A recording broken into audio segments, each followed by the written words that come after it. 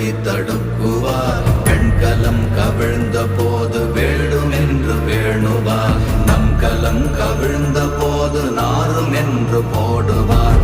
என் கலந்து நின்ற மாயம் என்ன மாயம் ஈசரே.